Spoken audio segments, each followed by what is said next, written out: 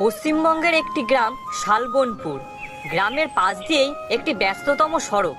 সেই সড়কের পাশেই বহু বছর ধরে একটি ধাবা পরিচালনা করে গোপাল। কি রে, আমি যে এসে দাঁড়িয়ে আছি, আমাকে যে খেয়াল করছিস না? আমি খেয়াল করিনি, তুমি বসো, আমি তোমাকে খাবার দিচ্ছি। কি রে, দিন দিন তো রুটির সাইজ ছোট হয়ে যাচ্ছে, পনিরও কম দিচ্ছিস। এটা আবার কেমন ব্যবসা গোপাল? তোমাদের যতই দিই ততই লাগে। বুড়ি খাবার মুখে দিতেই বাসি একটা গন্ধ পায়। এটা আবার কেমন খাবার গোপাল? খাবার থেকে বাসি গন্ধ আসছে, মুখে নেওয়া যাচ্ছে না। কালকের খাবার না কি রে? গোপাল বুড়ির থেকে খাবার প্লেটটা কেড়ে নেয় এবং তাকে সেখান থেকে তাড়িয়ে দেয়।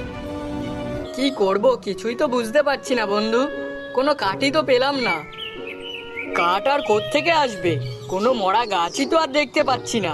সব গাছই তো আমরা কেটে বিক্রি করে দিয়েছি। তাহলে এখন আমরা কি করব? কিভাবে সংসার চালাবো? আজ তো কোনো কাঠই কাটতে পারলাম না। এরপর হয়তো আমাদের অন্য কোনো জঙ্গল দেখতে হবে। এই বনে আর মরা গাছ নেই।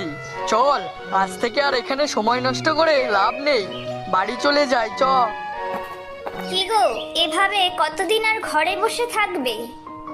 কি বলছো? আমি আবার কবে থেকে ঘরে বসে থাকছি? আমি তো প্রতিদিনই কাজের সন্ধানে বেরোচ্ছি। বের হচ্ছ, কিন্তু কাজের কাজ তো কিছুই হচ্ছে না। যেটুকু সঞ্চয় আছে তা দিয়ে তুমি অন্য কিছু করার চেষ্টা করো।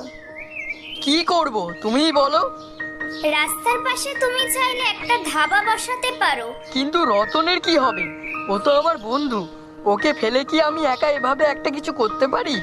তুমি একা করবে কেন? দরকার হলে দুই বন্ধু মিলে করো, সমস্যা কোথায়? পরের দিন সুকান্ত রতনের সাথে কথা বলে। রতন সুকান্তকে সাহায্য করার প্রতিশ্রুতি দেয় এবং দুই বন্ধু মিলে একটি ধাবা তৈরি করে ফেলে। তোমরা কার কাছে জিজ্ঞাসা করে এখানে দোকান বসিয়েছো? এখানে দোকান বসাতে হলে কার কাছে জিজ্ঞেস করতে হবে? নিজের ইচ্ছাতেই বসিয়েছি। এটা হচ্ছে সরকারি রাস্তা, যার ইচ্ছা হবে সে দোকান বসাবে। তুমি এখানে কথা না বাড়িয়ে যাও, এখান থেকে যাও। এমন খারাপ ব্যবহার করা আমাদের মনে হয় উচিত হয়নি। আরে না না, একদম ঠিক হয়েছে। ওই গোপাল একটা অমানুষ, মানুষদের খাবার কম দেয়। গোপাল অপমান সহ্য না করতে পেরে সুকান্ত ও রতনকে শায়েস্তা করার পরিকল্পনা করে। তোমাদের জন্য একটা কাজ নিয়ে এসেছি। কি কাজ বলো? আর হ্যাঁ, আমরা কিন্তু টাকা ছাড়া কোনো কাজ করি না। আমার ধাবার পাশে রতন ও সুকান্ত একটা ধাবা বসিয়েছে। আমার ব্যবসা কোনোভাবেই ভালো চলছে না, তার উপরে ওরা আমাকে অপমান করছে। আমি চাই ওদের দোকান ভেঙে যেভাবে হোক ওখান থেকে যেন উঠিয়ে দেওয়া হয়। টাকা নিয়ে চিন্তা করতে হবে না, এই দেখো আমি তোমাদের জন্য টাকা নিয়ে এসেছি। সুকান্ত, আমাদের দোকান কিন্তু বেশ ভালোই চলছে। লোকজন আমাদের দোকানে বেশ আসছে। সুকান্ত ও রতনের কথোপকথন চলা অবস্থায় রমেশ ও নিতাই সেখানে এসে উপস্থিত হয়।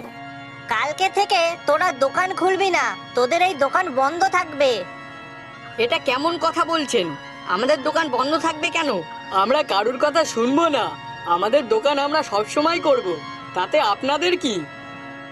কি রে নিমাই, সোজা আঙুলে ঘি উঠবে না মনে হচ্ছে। ওদের সামনে ওদের দোকান ভাঙতে শুরু করে। সুকান্ত ও রতন কিছুই করতে পারে না, শুধু দাঁড়িয়ে দাঁড়িয়ে দেখা ছাড়া। এ কি রমেশ, কোথায় যাচ্ছিস তোরা? আরে বুড়িমা, আমার মেয়েটার অসুখ হয়েছে। হঠাৎ করে তোর মেয়ের কি হলো? কি হয়েছে কিছুই বুঝতে পারছি না। পেটে নাকি প্রচন্ড ব্যথা, এমনই তীব্র ব্যথা যে জ্ঞান হারিয়ে ফেলেছে। আরে আমি তো নিজেই গোপালের ধাবার খাবার খেয়ে অসুস্থ হয়ে পড়েছি।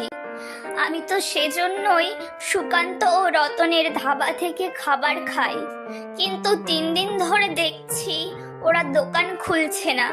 কেউ হয়তো দোকানটা ভেঙে দিয়েছে। তোমরা আমার সাথে এমন করছো কেন? আমি কি করেছি? আমি তো তোমাদের সমস্ত টাকা দিয়ে দিয়েছি, তারপরেও তোমরা আমার উপরে নির্যাতন করছো কেন? তোর টাকার প্রয়োজন নেই, একটু হলে আমার মেয়েটা মারা যেত। তোমার মেয়ে মারা পড়তো মানে? আমি কি করলাম? কি করেছিস বুঝতে পারছিস না? তোর ধাবায় তুই যে রুটি ও পনির বিক্রি করছিস সেটা তো পচা এবং বাসি। সুকান্ত ও রতন, তোমরা আমাদের ক্ষমা করে দাও, আমরা তোমার সাথে অন্যায় করে ফেলেছি। আমরা এত অল্প দামে ভালো খাবার দিতাম, গোপালদার কথা শুনে তোমরা আমাদের দোকানটাই ভেঙে দিলে। তোরা যে ওদের দোকান ভেঙেছিস, নতুন করে দোকান গড়িয়ে দিবি, যা যা ক্ষতি হয়েছে সব কিছু পুষিয়ে দিবি। আমি অন্যায় করেছি বুড়িমা, তুমি আমাকে ক্ষমা করে দাও। আমি তোমার সাথেও খারাপ ব্যবহার করেছি। আমি আর এই খারাপ ব্যবসা করব না, আমিও ভালোভাবে ব্যবসা করব। যেহেতু নিজের ভুল বুঝতে পেরেছে গোপালদা, তাই তাকে একটা সুযোগ দেওয়া উচিত। সুকান্ত তার উদার মানসিকতা দিয়ে গোপালকে ক্ষমা করে দেয়। গোপালও নিজের ভুল বুঝতে পারে এবং তারপর সৎভাবে ব্যবসা পরিচালনা করে।